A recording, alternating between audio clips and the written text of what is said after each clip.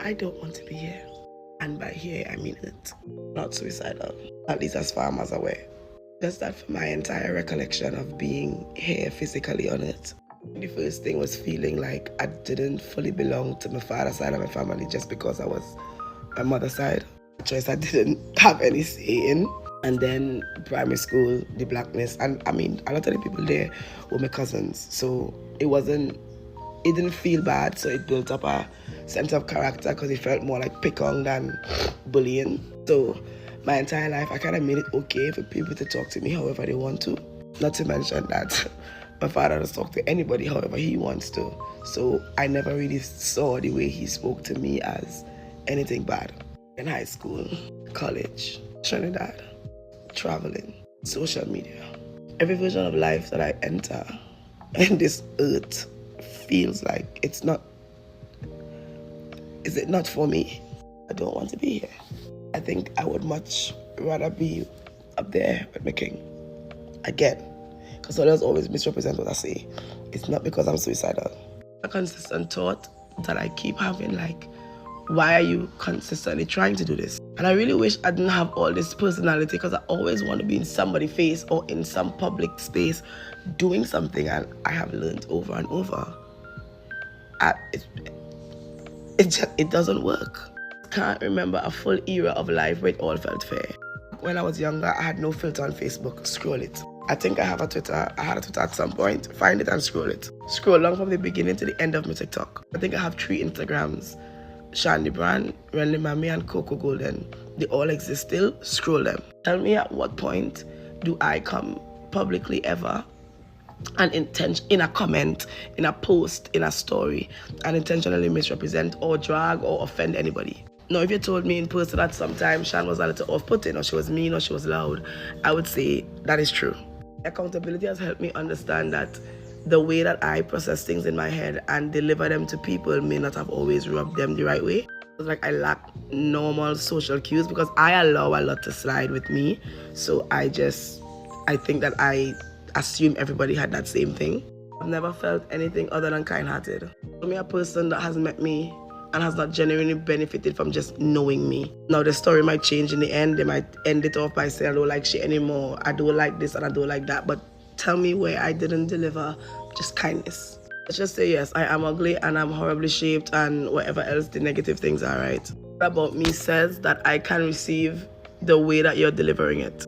Makes you all think I have this strength that every single post I have to just be reminded in a negative way. How very few times have somebody called my phone, come into my DMs and said, hey, I think that maybe you should start using this or wearing that or dressing like this. It's always just a random, stupid, shitty comment in media. Oh my God. Accountability, responsibility, self-love, and experiences it's like my mantra from since September. It's what I've been working on in myself or with myself. And from like September to now, I've just been trying to figure out how do I make myself more palatable, more receivable? How do I secure the wins that I'm looking for? Why am I consistently in a cycle of not being received? How do I love myself enough so that those things don't matter? But how do I also love myself enough to understand social cues and social norms and how you should act, be, look, and sound in society? And I mean, it's been a couple months, so I'm not perfect at it. But I know that I've felt and seen the change, the growth. Like, every time I feel like I'm coming out of this, I get reeled back in. Like, I'm so lucky to have a husband like mine. It's like, oh God, he wouldn't tell me.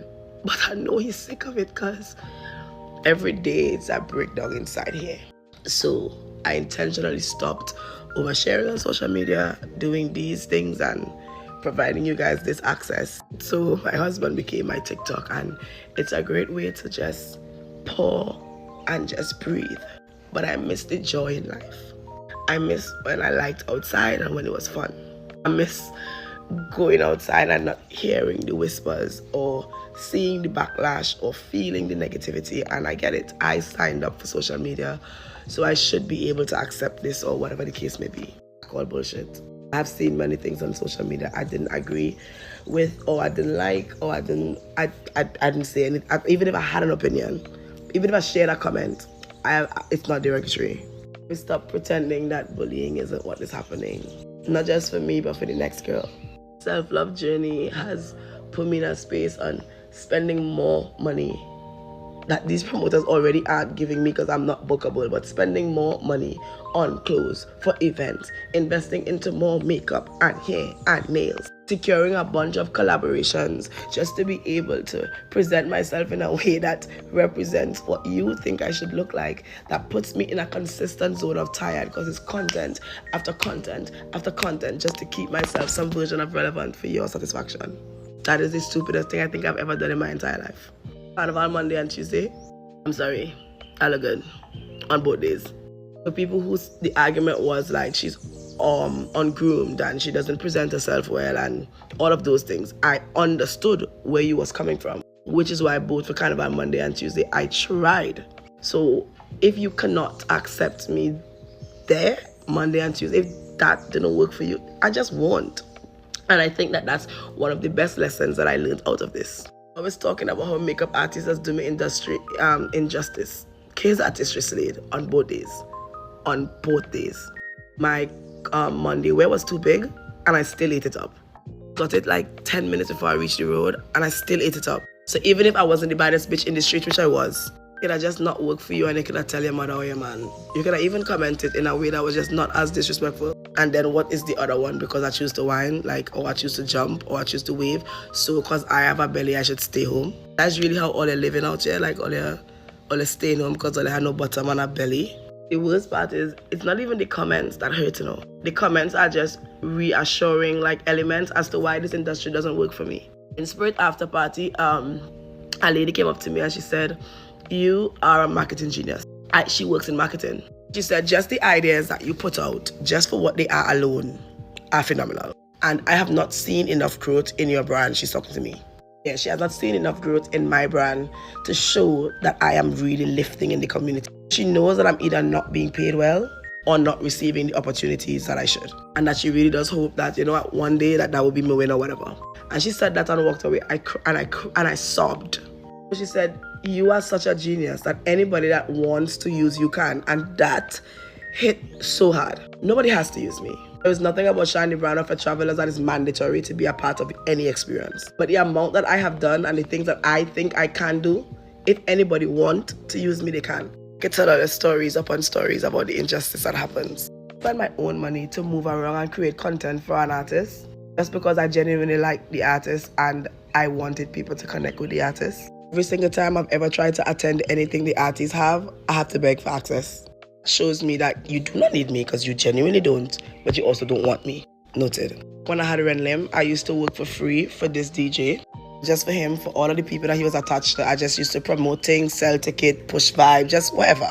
Now that they're bigger and they make it, I have also become bigger and made it more. Even now, still don't want to book me. Carnival bands are looking at me and telling me, "You don't fit our aesthetic, so we can't accept your content on the page," but you could post it though. Like you could post it. We just don't want you on our page. And told me flat, you could be around there, but you don't match the brand, so you have to be in the back. And these are things being told to my face, and I was allowing it. Until these last batch of comments. Promoter give me a last year ban to access the party, have a police trying to accost me backstage. Literally get into an altercation because they accused me of breaking in and trying to steal from Lady Lava tent. I think that was like what? That was my first week of the season or the second week of the season. And our promoter gave us media passes to come in. And then when we entered, said, "You're not media, you just could get in." So how am I supposed to keep building my brand and creating content? My God, the influencer community in Trinidad, I don't understand what I've done to y'all. And I think that the worst thing that I don't understand the most, how the status of my relationship applies to any part of what I should be doing here as a person and as a brand. One, you misread the message, and two, even if you didn't, let's just say you were right. How do I now deserve to be treated like this simply because I was an idiot? And 50% of the social spaces in Trinidad have nothing good to say about me, and I don't even know what I've done to them because nobody comes and tell me anything to my face. I have to just keep hearing through the grapevine that somebody don't like me because of. You try it. Ask somebody who you know don't like me what's the reason. Just have a vibe. She rubbed me the wrong way. Somebody tell me something. The podcast. She man. She black. She fat. We hear some real reasons. Yeah, she's unkind. We don't even have stories like liking people, man. We don't have girl drama. I think random people are pretty. And I tell them, Tired of trying to fit into all your box? Fuck your box. I'm creating my own.